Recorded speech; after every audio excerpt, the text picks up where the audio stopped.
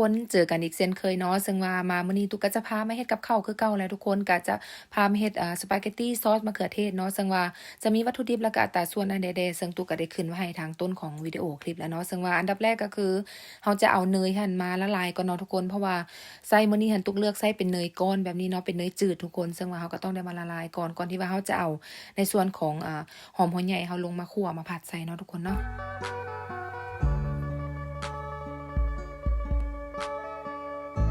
หลังจากที่ว่าเนยเราละลายแล้วเราก็จะมาเอาในส่วนของหัวหอมใหญ่หรือว่า Onion ซั่นแหละเนาะทุกคนเอาลงมาคั่วให้หอมใส่กับเนยเนาะทุกคนเพราะว่าในส่วนของหอมหัวใหญ่น่ะกรณีว่าเราจะฮู้ว่าหอมหั่นสุกแล้วหรือว่าใส่การได้แล้วนั่นให้สังเกตเบิ่งว่า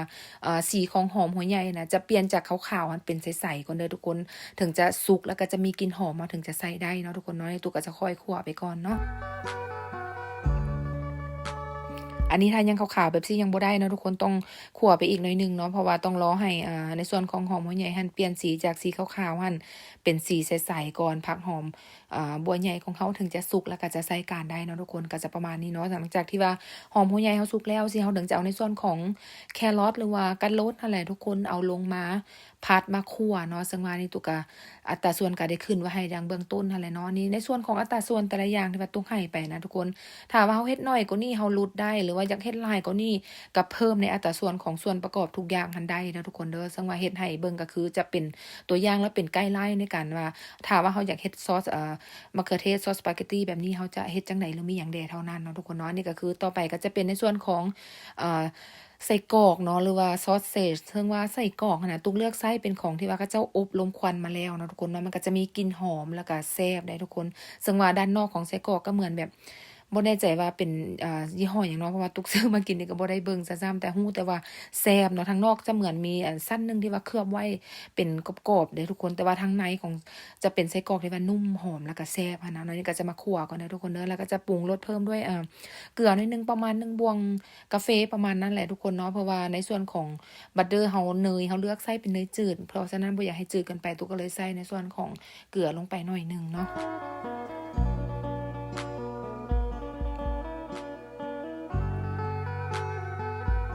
หลังจากนั้นก็คือเขาจะมาปรุงรสเพิ่มด้วยพริกไทยดำเนาะทุกคนเนาะตุกใส่เป็นพริกไทยที่ว่าเขาเจ้าเฮ็ดสำเร็จรูปมาแล้วแหละแต่ว่าจะเป็นหน่วยแบบนี้ซึ่งเขาเจ้าก็คั่วก็อบมาแล้วก็มีกลิ่นหอมเนาะตุกก็จะมาบดใส่แบบนี้เนาะทุกคนเนาะเพื่อว่าเพิ่มกลิ่นหอมหน่อยหนึ่งเนาะอันนี้ก็จะค่อยๆคั่วไปจนกว่าในส่วนของแครอทแล้วก็อ่าไส้กรอกของเขามันจะสุกเนาะทุกคนเนาะแต่ว่าในส่วนของแครอทหรือว่ากะรดนี่นะเขาจะบ่ได้คั่วจนแบบเละจนเปื่อยเด้อทุกคนเด้อก็ให้แบบยังทรง ยังคงสีที่ว่าสดใสแล้วก็แบบให้แบบกรอบๆพอดีกินนั่นแหละทุกคนเนาะจะบ่ได้คั่วจนสุกจนเละมันก็จะบ่แซ่บจะเฮ็ดให้อาหารเราบ่น่ากินนั่นน่ะเนาะ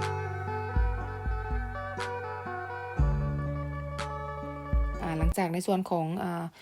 ไส้กรอกแล้วก็กะโรดเฮาหั่นสุกได้ที่แล้วสิถึงจะมาใส่ในส่วนของซอสมะเขือเทศหรือว่าซอสมักเล่นนั่นแหละเนาะทุกคนเนาะนี่ตุกก็ในส่วนของถ้วยตวงถ้วยน้อยหนึ่งก็ตุกก็จะบ่ได้ใส่หมดดอกทุกคนเพราะว่าย้านแบบจะส้มจนเกินไปเนาะเพราะว่าในส่วนของเส้นที่ว่าเตรียมไว้ก็บ่ได้หลายสินะทุกคนแต่ถ้าว่าผู้ใดที่ว่ามีเส้นลวกเส้นแบบหลายๆแล้วสิสามารถใส่เพิ่มได้ในส่วนของซอสมะเขือเทศนั้นได้เด้อทุกคนเด้ออันนี้เราก็จะค่อยคั่วไปหน่อยหนึ่งเนาะนี่จะบ่ได้คั่วโดนเนาะเพราะว่าให้ซอสมะเขือเทศนั้นเข้ากับเครื่องปรุงอื่นๆให้พอหอมพอหยังสิก็ได้เด้อทุกคนเด้อ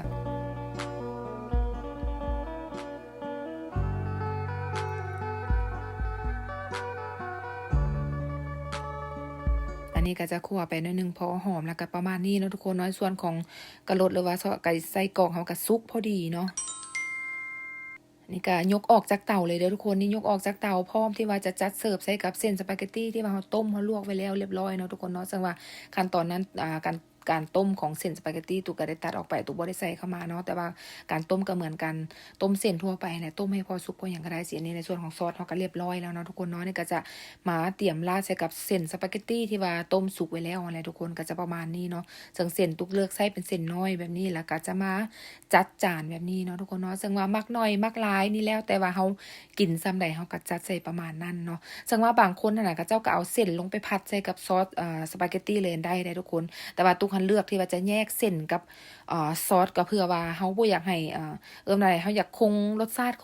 ของน้ำซอสของเส้นสปาเกตตีเฮาไว้อยู่นะทุกคนถ้ากรณีที่ว่าเฮาเอาเส้นลงไปผัดหมดแล้วเฮากินบ่หมดทีเดียวหั้นนะมันจะให้เส้นอืดเส้นหยังล่ะมันมาอุ่นกินมันบ่แซ่บทุกคนแต่ถ้าเฮาแยกเส้นแยกซอสแบบนี้เฮาอยากกินตอนใดเฮาก็อุ่นแล้วก็เอาในส่วนของซอสมาราดเส้นแบบนี้กินหั้นนะจะแซ่บกว่าแล้วก็จะเก็บอาหารได้ดนกว่าเด้อทุกคนลองเอาวิธีนี้ไปใส่เบิ่งเนาะนี่ตุกก็จะมา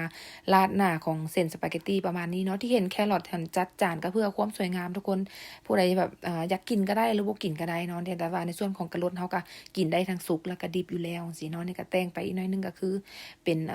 ผักหอมป้อมเนาะที่จริงหันเขาเจ้าใส่เป็นพาสลีย์แต่ว่าตุกบ่มีก็เลยใส่เป็นผักหอมป้อมแต่งหน้าไปแทนเนาะก็จะประมาณนี้เนาะทุกคนจัดจานออกมาน่ะสูตรนี้รับรองว่าหอมแซ่บถึกใจแน่นอนเลยทุกคนถ้าผู้ใดที่เคยไปกินสปาเกตตีที่เขาเจ้าเฮ็ดขายอยู่ตามห้านอาหารตามหยังอยู่แล้วน่ะลองเอาสูตรนี้ไปเฮ็ดเบิ่งเด้อรับรองว่า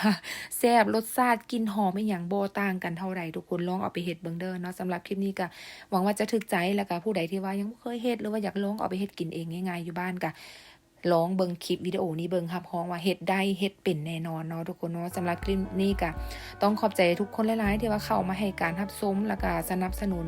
ช่องของ Tuki in USA ตลอดมาเลยเนาะทุกคนเนาะแล้วจังไดก็อย่าลืมกดติดตามกด Subscribe กดกระดิ่งไว้เพื่อว่าจะบ่ได้พลาดคลิปใหม่ๆที่ว่าตุกก็จะอัปเดตมาให้เบิ่งทุกๆอาทิตย์เนาะแล้วจังไดเฮาก็มาเจอกันใหม่ในคลิปหน้าเด้อทุกคนเด้อ